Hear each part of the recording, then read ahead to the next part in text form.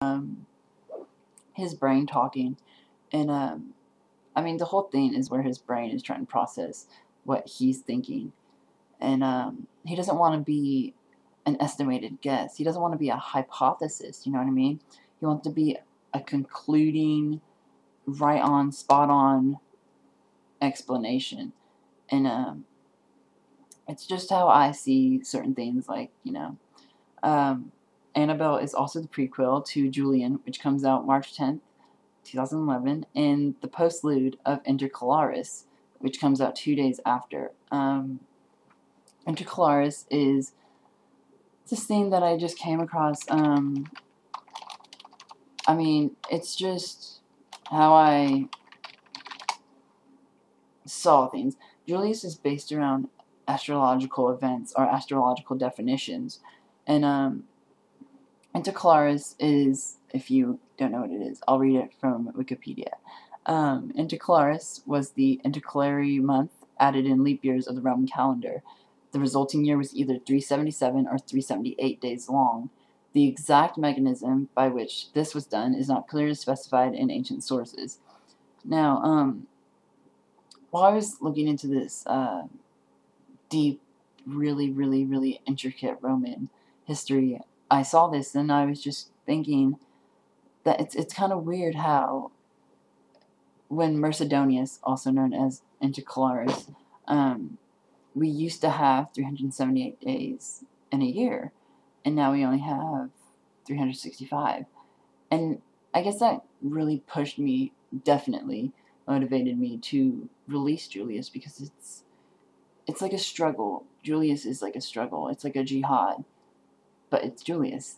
And I guess you could say also another explanation would be Julius Caesar. He was a very interesting man to follow by, and I guess that could also be an explanation. But my main motivation for producing and like writing this story, Julius, and Intercalaris and Annabelle and From the Bottom Lip and all that other stuff, is probably Mercedonius and the Roman calendar when it was, you know, that. It's just kind of like a struggle. It makes you kind of wonder, why do we only have 365 days in a year? And why did we have either 377 or 378 days long in a year? And you might thinking like, you know, this is kind of stupid. And, you know, this is kind of boring. Like, why would I read this?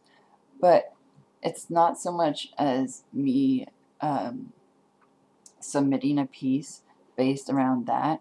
It's more of me creating a piece like from that and putting it in my perspective.